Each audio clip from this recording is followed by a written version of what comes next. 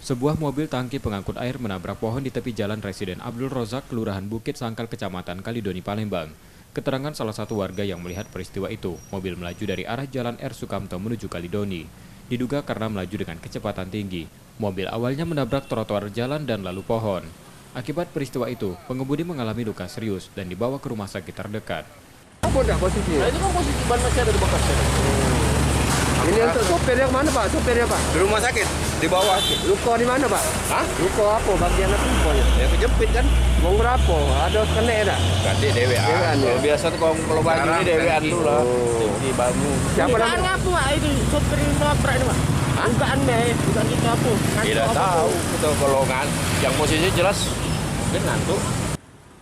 Truk tangki mengalami kerusakan dan sudah dievakuasi polisi yang datang ke lokasi kejadian. Rizky Oktora, Muklas Differential, Kompas TV, Palembang, Sumatera Selatan.